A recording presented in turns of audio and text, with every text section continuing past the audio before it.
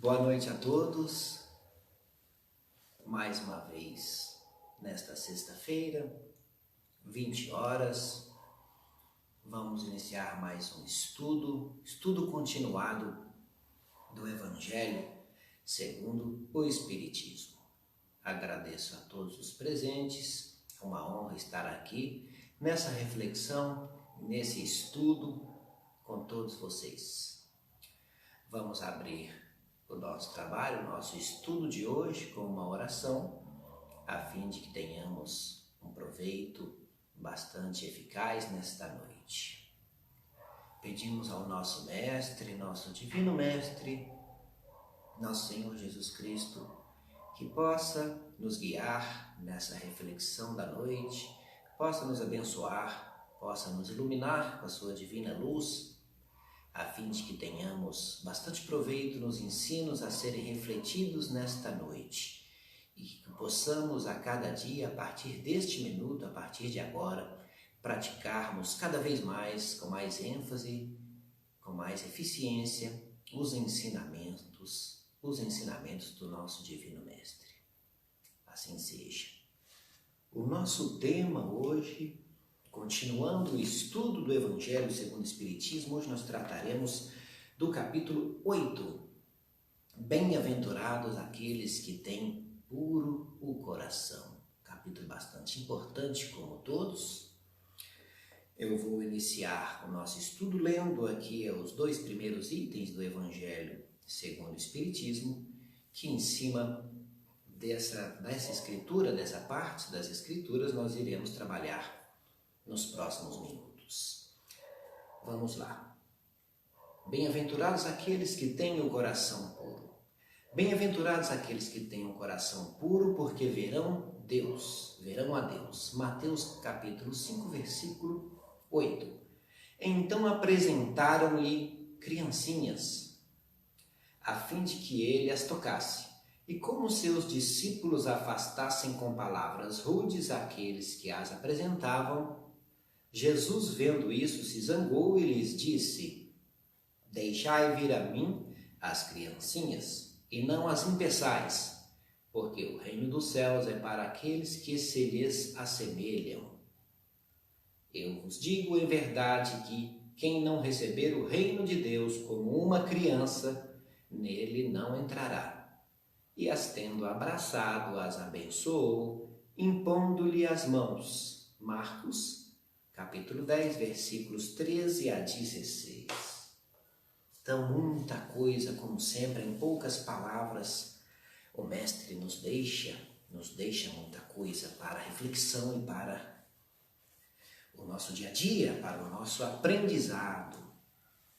Então, nessa passagem de Mateus, capítulo 5, versículo 8, Marcos, capítulo 10, versículos 13 a 16, o tema central é a pureza do coração. A pureza do coração, logo em seguida, já Kardec nos trazendo mais conhecimentos, interpretando essa passagem, ele nos diz: a pureza do coração é inseparável da simplicidade e da humildade. A pureza do coração exclui todo pensamento de egoísmo e orgulho. O reino dos céus é para aqueles que se assemelham às crianças. O que Jesus quis dizer e quer dizer. Porque a criança, na existência atual, na existência corporal, a criança ainda não manifestou nenhuma tendência perversa. A criança não manifestou nenhuma má tendência. Então a criança nos oferece a imagem da inocência, a imagem da candura, ou seja, a pureza.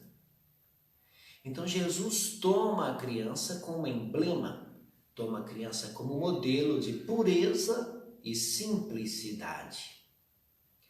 Porque apesar da anterioridade do espírito, da anterioridade da alma, a criança, a partir do nascimento, ela retoma gradualmente, retoma aos poucos os seus impulsos, o seu instinto, à medida que vão passando os seus primeiros anos de vida. Esse estado transitório nos primeiros anos de vida da criança é necessário para dar ao espírito um novo ponto de partida. A criança está em formação, daí a importância da família, dos pais, da sociedade em que está inserida a criança, porque apesar de instintos e impulsos referentes ao espírito nela existente, como acabo de dizer, essa lapidação, esse burilamento é feito nos anos em que a criança vai se desenvolvendo, notadamente pela família, pelos pais. Essa moldagem. Então a criança tem um novo ponto de partida, como a gente já conversou em outros estudos, a fim de esquecimento do passado, de resgates, provas, expiações. Mas chamo a atenção aqui para essa importância da família, dos pais, na formação dessa criança. Outro item a seguir que Kardec nos coloca nesse capítulo 8, um subtítulo, Pecado por Pensamento. A verdadeira pureza não está somente nos atos, atitudes, gestos, mas também no pensamento. Todo mau pensamento é resultado da imperfeição da alma, resultado das imperfeições do espírito. Mas quando repelimos, afastamos esse mau pensamento com veemência, afastamos com energia, é sinal de adiantamento, é sinal de evolução, é motivo, portanto, para nós de muita alegria. Kardec resume em 3 situações básicas essa questão do pensamento, dos maus pensamentos. O ponto número 1 são 3, resumindo em 3 para didaticamente ficar mais fácil o nosso entendimento. Se nos chega à mente um mau pensamento e a gente fica feliz com esse mau pensamento, o mal ainda vive em nós, o mal nos domina, o mal impera em nós, porque nos comprazemos com este mau pensamento. Na posição número 2, nós temos a seguinte situação. Se nos chega à mente um mau pensamento, mas o afastamos de imediato, o repelimos de imediato, isso significa que estamos progredindo. Quando bate o mau pensamento e a gente já afasta, porque mau pensamento todos nós temos, não adianta a gente querer enganar a nós mesmos, né?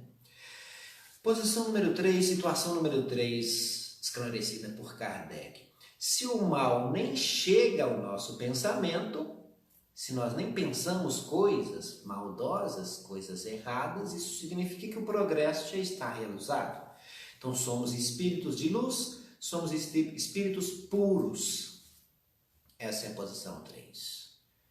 Bom, fácil chegar. Onde nos encontramos? Onde estamos inseridos nós? Bom, na posição 3 não é, porque não há espírito puro aqui entre nós, nas reflexões, nos estudos, nessa luta do dia a dia. Nós estamos na posição 1 ou 2, ou seja, chega o pensamento mau na nossa cabeça, no nosso espírito, e nós aceitamos e vamos nos comprazendo com isso. Ou na posição 2, que é ideal, que é a posição que a gente deve estar e deve procurar estar, é que se chega o mal à nossa mente, no nosso pensamento, nós vamos fazer de tudo para afastar, repelir este mal, para caminharmos, para chegarmos à pureza de coração que Jesus trata neste capítulo 8, que Allan Kardec trata neste capítulo 8, da codificação ensinada, trazida pela espiritualidade maior. Outro subtítulo deste mesmo capítulo 8 é intitulado Verdadeira Pureza. Qual era a verdadeira pureza a qual Jesus se referiu, a qual Jesus se referia nesta passagem? Vamos refletir mais profundamente sobre isso, porque os escribas e fariseus, principalmente essas duas castas, essas duas organizações judaicas à época de Jesus, os escribas e fariseus, criticavam Jesus, pois Jesus e seus discípulos, por exemplo, não lavavam as mãos antes das refeições, violando as tradições dos antigos, as tradições dos judeus à época. E Jesus era criticado por isso, né? Porque, como vamos reforçar daqui a pouco, pela essa condição de ritual e práticas exteriores a qual os fariseus se prendiam. Mas Jesus nos ensina: o que sai da boca parte do coração, e é o que torna o homem impuro, o homem contaminado, o que sai da boca. Mas comer sem ter lavado as mãos não é o que torna o homem impuro. É em vão, sem eficácia, honrar a Deus apenas com os lábios, da boca para fora. Esse é o ensinamento que Jesus traz e Kardec nos explica dessa forma, aprofundando sobre a verdadeira pureza. Não basta, pois, ter a aparência da pureza. É preciso ter a pureza do coração, a pureza interior. Então Jesus, a todo tempo, em toda a sua jornada com a Boa Nova, ele nos traz, ele exemplifica essa questão. Por isso que realmente Jesus rompe as Escrituras. Jesus é o divisor de águas entre Antigo Testamento e Novo Testamento, por trazer todo esse conhecimento, essa mudança de um Deus de amor, de misericórdia, de amar a Deus sobre todas as coisas e de amar o próximo como a si mesmo. Jesus inova diante dessas classes judaicas que priorizavam o ritual, a pureza externa, exterior, que para Deus não tem nenhuma valia, não é a que Ele espera de nós. No capítulo, no subtítulo mais à frente, ainda neste capítulo 8, que estamos, bem-aventurados os que têm o coração puro, mais à frente há um subtítulo, escândalos. Bastante interessante a gente entender o que Jesus quis dizer com este ensinamento. Ai do mundo por causa dos escândalos, porque é necessário que venham os escândalos, mas ai do homem por quem o escândalo venha. Interessante a gente entender esta passagem evangélica. O que é o escândalo? Escândalo, resultado dos nossos vícios, das nossas imperfeições, ou ainda em outras palavras, é o resultado do mal praticado por nós. Já disse aqui em estudos anteriores e repito, ninguém nasce para o mal. Então vamos interpretar mais profundamente essa passagem. Aquela pessoa que serviu, ainda que inconscientemente, como instrumento da justiça divina, praticou o mal da mesma forma e será responsabilizada por este mal praticado por ela. Ainda, como disse, que inconscientemente e que a justiça divina tem utilizado ela como ferramenta. Vou dar um exemplo para ficar claro sobre o que é o escândalo e essa questão, mas ai do homem, o escândalo é necessário, mas ai do homem por quem o escândalo venha. Imagine, caros amigos, que estejamos desencarnados lá no ministério da reencarnação, em alguma colônia espiritual como o nosso lar, que lá tenha 300 ou 400 espíritos numa vasta num salão, no Ministério da Reencarnação, programando a sua reencarnação. E o orientador pergunta, olha, nós temos um espírito aqui que está reencarnando agora, que tem 10, 20, 100 encarnações, que ele cometeu um homicídio e por outras ferramentas utilizadas por Deus, como o amor, o trabalho, a caridade, ele não conseguiu resgatar essa falta que ele teve há 100 encarnações atrás. Ele cometeu um homicídio, então nós vamos ter que utilizar para ele agora o último recurso pedagógico de Deus, que é a lei de talião, o dente por dente, olho por olho, ou seja, se ele foi um homicida, ele agora será vítima de um homicídio. Esse é o último recurso de Deus. É menos usado porque Deus nos dá muitas oportunidades antes. Mas imagine então essa cena. Então o orientador lá no Ministério da Reencarnação pergunta: quem quer ser voluntário para reencarnar junto a esse espírito para lhe tirar a vida? Você vai ser a ferramenta da justiça divina e você vai cometer um homicídio, você vai matar essa pessoa para que ela resgate a sua dívida. Será que alguém vai levantar a mão? Será que vai ter um voluntário? Vamos dizer que tenha um que levanta só a metade da mão, que nem consiga, né, que fique na dúvida, e o orientador vai falar: não, tá bom, que já encontramos um. Você vai reencarnar com ele, será um desafeto dele, você vai, como ferramenta da justiça divina, cometer um homicídio. Mas tem uma coisa: a responsabilidade toda será sua. Aí eu pergunto: vale a pena? Vai ter voluntário para praticar o mal? Não haverá. É um exemplo claro, fictício, para que nós entendamos com clareza que ninguém nasce para o mal e sempre Deus nos dará ferramentas que não seja o dente por dente, o olho por olho, com ferro fere, com ferro será ferido. Essa é a exceção. É o que a gente traz do Antigo Testamento, de um Deus punitivo e vingativo, mas não é essa a posição normal, ordinária, a posição de um Deus amor, misericórdia, um Deus soberanamente justo e bom. Todas as ferramentas ser-nos-ão dadas, serão e deverão ser utilizadas por nós. Então vamos entender essa questão agora em definitivo. Ai do mundo por causa dos escândalos, porque é necessário para as expiações, para a justiça ser efetivada. Mas ai de quem? Ai do homem por quem vem o escândalo. Ou seja, a responsabilidade de todo ato que não estiver de acordo com as leis divinas, a responsabilidade será sempre de quem praticou. Sempre de quem praticou. Prosseguindo no nosso capítulo 8, bem-aventurados aqueles que têm o coração puro. Mais para frente, num subtítulo, Kardec coloca: deixai vir a mim as criancinhas.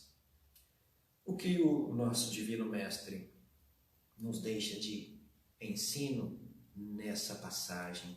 Jesus aproveitou a oportunidade naquele momento ali em que ele estava, em que crianças de 5, 8, 10, 12 anos queriam aproximar dele, daquela luz, né? O nosso Divino Mestre ali atraía todos, principalmente as crianças. Então as crianças queriam aproximar deles e os próprios discípulos colocavam obstáculos, como nós lemos na passagem, até sendo rudes. Jesus se zangou, como diz o evangelista, para deixar vir a mim as criancinhas. Mas a expressão utilizada por Jesus, ela é mais abrangente. Não é o simples chamamento daquelas crianças ali naquele momento. É mais profundo. Refere-se Jesus a todos os aflitos, a todos que ainda não compreenderam seus ensinamentos. Então Jesus diz: venham todos a mim para que eu possa esclarecê-los, para que eu possa colocá-los na rota certa. Então refere-se o Cristo à infância intelectual e moral, que todos nós, que eu já disse no último estudo, todos nós somos aflitos e todos nós estamos também nessa infância intelectual e moral. Até mais na infância moral, mais ainda do que intelectual, porque intelectual está indo de vento em popa. Então refere-se ao Cristo, a esse tipo de infância, a todos os necessitados. Bastante interessante nós a gente entender dessa forma quando o Cristo diz: deixai vir a mim as criancinhas. Quando uma aflição não é consequência dos atos da vida presente, da existência presente, melhor dizendo, É preciso procurar a causa das aflições, né? Aflições, dores, sofrimento e amargura. É preciso procurar a causa dessa aflição, da aflição, em existências anteriores. Porque não existe caprichos da sorte. O que se chama, o que as pessoas chamam de capricho da sorte por aí, não são outra coisa senão os efeitos da justiça de Deus. Efeitos oriundos de uma causa que saiu de nós próprios. Como sempre digo, nós somos artífices do nosso próprio destino e responsáveis pelas nossas imperfeições, responsáveis pelos obstáculos, provas e expiações que atravessamos neste momento. Então Deus não nos impõe punições arbitrárias. Entre a nossa falta e a pena correspondente, existe uma ligação, uma correlação. É a causa e efeito, tanto estudada e tanto falada por nós da doutrina espírita.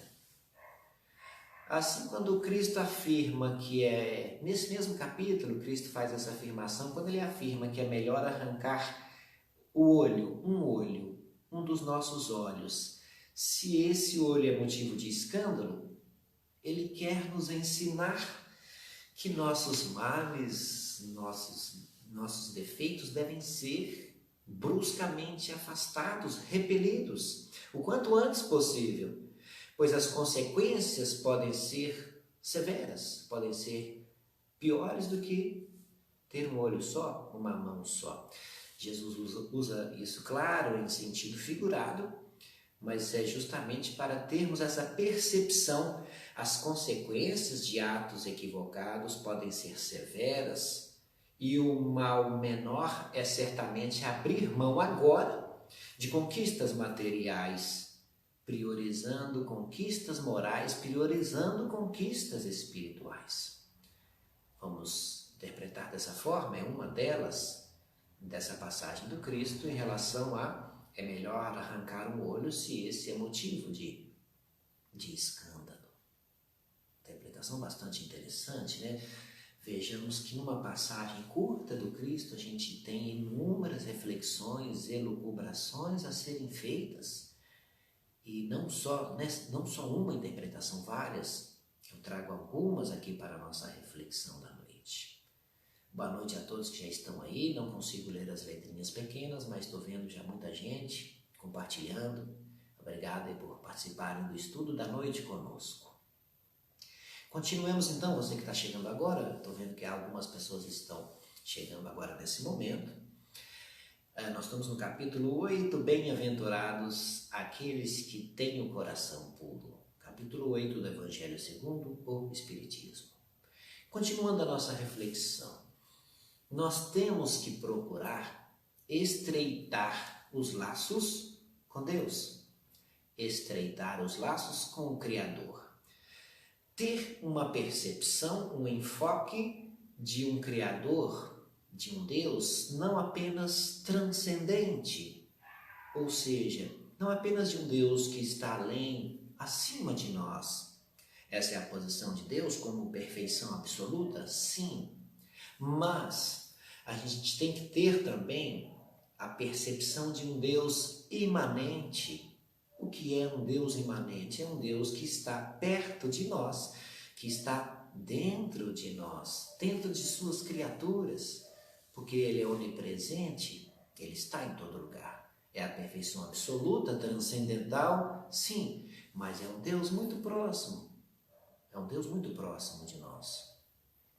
Então podemos concluir, podemos refletir de uma forma seguinte: evoluir é cada vez mais nos sentirmos habilitados a perceber, a sentir a presença de Deus. Evoluir é ter a capacidade, a sensibilidade de nos conectarmos com Deus, purificarmos nossa alma para aproximarmos de Deus. Purificarmos. Utilizo essa expressão justamente por estar trabalhando, estarmos estudando o capítulo que fala da pureza do coração. Então, purificar nesse sentido de evolução a partir do momento que, como criaturas de Deus, vamos nos sentindo cada dia mais habilitados a perceber as leis divinas, a entender e compreender o que Deus espera de nós, criaturas, espera a nossa evolução e nos deseja e nos verá um dia como espíritos felizes, espíritos puros. Mas a caminhada é longa, a jornada é longa, há muito trabalho a ser feito, mas está tudo nas nossas mãos.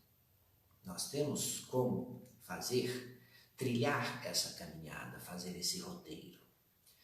Vamos voltando lá no início do nosso capítulo 8, Mateus capítulo 5, versículo 8, é o capítulo 8 do Evangelho segundo o Espiritismo. Cristo diz, segundo Mateus: bem-aventurados aqueles que têm o coração puro, porque verão a Deus. Verão a Deus. O que é ver Deus? Como ver Deus? Se lá no item 13 do Livro dos Espíritos nós temos alguns dos atributos de Deus, e lá está como um Deus incorpóreo e imaterial. Imaterial, incorpóreo. Então, como ver Deus? O que o Cristo quis nos ensinar com essa expressão? No item 10 do Livro dos Espíritos já é tratada essa questão. O homem ainda não pode compreender plenamente a natureza íntima de Deus, essa natureza divina. Mas ver Deus, como Cristo nos ensina, é compreender as leis divinas. Kardec diz, segundo os Espíritos, que não temos essa percepção completa, mas temos que começar, procurar a entender. Então, quanto mais nos elevarmos acima da matéria, mais aguçadamente, mais eficazmente compreenderemos Deus. Então, esse ver Deus é no sentido de compreender Deus. Para compreender Deus, precisamos compreender as leis divinas, estudar o Evangelho, estudar a doutrina espírita e colocá-los em prática. Então, no nosso pensamento, a compreensão de Deus ser-nos-á desvendada paulatinamente, aos poucos, mas precisamos nos dedicar a isso. Precisamos procurar esse entendimento. E é nesse sentido de nos desmaterializarmos, segundo os ensinos do Cristo e dos Espíritos, na codificação de Allan Kardec. Então podemos ainda partir para novas reflexões. Como evoluir, então, é desmaterializarmos, é priorizarmos conquistas espirituais em detrimento de conquistas materiais. Necessárias, claro, mas na maioria das vezes colocamos as materiais com maior importância. Então, evoluir, como desmaterializar, é purificar, é nos purificarmos. Nesse sentido, o Cristo utiliza bem-aventurados aqueles que têm puro coração. Os espíritos evoluídos que percorreram todo o processo previsto para todos nós são chamados de espíritos puros. Espíritos puros, é essa nomenclatura utilizada. Por quê? Porque esses espíritos que percorreram todo esse processo desmaterializaram-se por completo. A encarnação, a reencarnação, já não é mais uma necessidade para esses espíritos puros. Eles podem até encarnar, reencarnar, mas em regra por missão, por vontade própria, não por obrigação ou para resgate de dívidas, porque já desmaterializaram-se por completo. Então, bastante interessante essa nomenclatura utilizada de espíritos puros, que vem ao encontro, vem nos esclarecer sobre essa pureza de coração que o Cristo espera de todos nós. Nossa reflexão da noite, muito interessante, muita coisa para a gente guardar, aprender e colocar em prática, né? E o tempo passa rapidinho, já aproximadamente 30 minutos, que nós estamos comentando o capítulo 8, nesse estudo continuado da doutrina espírita, bem-aventurados aqueles que têm puro coração. Então Jesus vem nesse momento, e em todos os momentos, especificamente nessa passagem, nos ensinar que pureza de coração não está relacionada com práticas exteriores. A pureza de coração não está relacionada com rituais. A pureza é do nosso interior, referente à reforma íntima, reforma moral. Interessante a gente lembrar que eu até comentei no capítulo 2, quando a gente estava estudando Meu Reino Não É Deste Mundo, há algumas semanas, a passagem em que os fariseus do Sinédrio de Jerusalém levam Jesus ao pretório, onde estava Pôncio Pilatos, a casa oficial, assim dizendo, representando o Império Romano na província da Judéia. Eu disse isso nesse estudo do capítulo 2 e ele vem a calhar aqui novamente, porque na hora que os representantes do Sinédrio, onde se encontrava o sumo sacerdote Caifás, que queria de todo jeito exterminar Jesus, mas não tinha essa autoridade, ele então bola aquele plano de falar para o Pôncio Pilatos, o governador, o prefeito da província da Judéia, que Jesus ameaçava o Império Romano dizendo ser rei dos judeus. Nós comentamos isso outrora.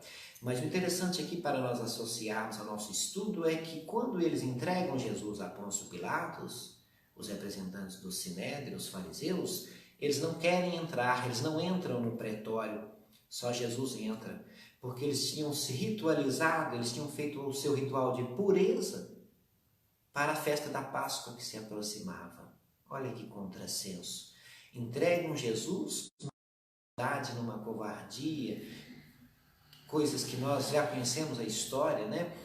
E não quiseram entrar na residência oficial do Império Romano, de Pôncio Pilatos, o seu prefeito, para não se tornarem impuros. Então aqui fica um exemplo do que era, na época, um modelo de pureza, um modelo totalmente equivocado, pois se refere a rituais e práticas exteriores, e não foi nada disso que Cristo trouxe para a gente, como a gente já conversou anteriormente. Alguns pontos importantes para reforçar esse entendimento da pureza do coração, a gente pode pensar, por exemplo, o que Jesus viu, como Jesus viu Maria Madalena. Jesus, quando viu aquela pessoa, Jesus visualizou um coração puro. Jesus não viu uma mulher dedicada, uma mulher entregue aos prazeres mundanos, carnais, como Maria de Magdala, Maria de Madalena se encontrava à época. Jesus já viu o que ela seria. Então Jesus olhou com os olhos do coração e percebeu aquele coração puro de Maria Madalena. E assim ele fez com todos. Então a pureza no entendimento de Jesus reside no olhar para com o nosso próximo, como olhamos nosso próximo. A pureza de coração para Jesus reside no estímulo para com os outros encontrarem o caminho da luz.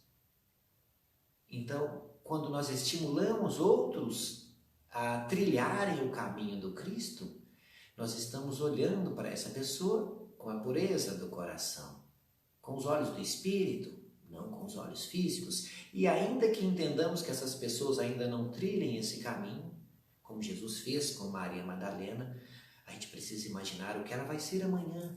Como ela vai ser amanhã? Um espírito de luz, como todos. Um espírito puro, como todos. Então, é bastante interessante analisarmos dessa forma, aprendermos como Jesus olhava todos os seres humanos, como ele olha. Então, a prática do bem, o exercício da caridade, do amor, é o que verdadeiramente nos deixará, nos tornará o coração puro. A prática do bem, o exercício do amor, da caridade, de todas as virtudes.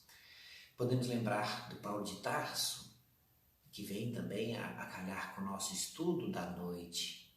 Como Paulo de Tarso sentiu escamas caírem dos seus olhos na cidade de Damasco, em uma hospedaria, quando Jesus se utilizou de Ananias como instrumento divino para lhe restituir a visão, né? Lembremos dessa passagem que Ananias foi um instrumento utilizado por Deus para restituir a visão de Paulo, e Paulo sentiu escamas caírem dos olhos quando ele teve a sua visão restituída. Nós devemos retirar as escamas do orgulho, do egoísmo e da insensatez que revestem nosso coração. Retirar as escamas do egoísmo, da insensatez, da vaidade, do orgulho que revestem nosso coração e não nos deixam ver as outras pessoas com a pureza do coração. Jesus nos ensinou isso o tempo todo. Resta-nos assimilar, compreender e colocar em prática. Caminhando para o final do nosso estudo, que o tempo passa muito rápido, mas que bom que na segunda, na quarta e na sexta retornaremos com os nossos estudos, né? Lembremos do item 912 do Livro dos Espíritos, pertinente ao nosso tema da noite. Qual o meio mais eficaz de se combater a predominância da natureza corporal sobre nós? Qual o meio mais eficiente para combatermos essa predominância do egoísmo, da vaidade, do orgulho? Os Espíritos nos esclarecem bem sucintamente, mas com uma profundidade muito grande. Os Espíritos respondem: fazer abnegação de si mesmo. Fazer abnegação de si mesmo. E o que é abnegação? Abnegação, sucintamente, é colocarmos-nos a serviço do próximo. Se amar ainda nos é difícil, se fazer caridade ainda nos é difícil, servir é possível. Servir ao próximo está no nosso alcance. Servir ao próximo está no nosso alcance. Então vamos refletir sobre tudo isso em relação à pureza do coração, a forma de olhar as outras pessoas e a forma de nos olhar a nós mesmos. Vamos relembrar, para finalizar o nosso estudo da noite, algumas passagens em que o filósofo Tomás de Aquino nos deixou de muita profundidade, falando desse amor do Cristo, dessa forma do Cristo olhar as pessoas com aquele coração puro que só Ele tinha, mas Ele quer que a gente trilhe o mesmo caminho, as suas pegadas luminosas rumo a Deus. Tomás de Aquino disse: no amor de Cristo, o eixo de gravidade da relação amorosa se desloca para a pessoa amada. Deixemos a gente um pouquinho de lado para pensar no outro, né? Em outras palavras. No amor de Cristo, quem ama recua para que a pessoa amada se agigante. Segundo ainda Tomás de Aquino. Segundo ainda Tomás de Aquino, no amor de Cristo, quem ama se apequena para que a pessoa amada triunfe. Então vamos deixar os ensinamentos de Tomás de Aquino, refletir sobre eles, e todo esse estudo feito do capítulo 8 do Evangelho segundo o Espiritismo, bem-aventurados aqueles que têm puro o coração. Agradeço a todos mais uma vez que estão conosco nesses 40 minutos de estudo. Sugiro que deem uma lida lá no capítulo 8, que há ainda muito mais coisa a ser estudado. E numa próxima oportunidade, com certeza, estaremos juntos de novo para estudarmos, aprendermos juntos, para que possamos, a partir daí, colocarmos em prática tudo o que a gente vai aprendendo aqui. Vamos fazer a nossa oração de encerramento, agradecendo a Deus mais uma vez, agradecendo ao nosso Divino Mestre, a oportunidade de refletirmos juntos sobre os seus ensinamentos divinos. Que a sua luz, sua harmonia, a sua iluminação possa também iluminar os nossos caminhos para que trilhemos caminhos corretos, para que a nossa pureza do coração a cada dia externalize em nossas atitudes, nos nossos gestos e também nos nossos pensamentos. Que assim seja. Agradeço a todos e até a próxima oportunidade, se Deus quiser.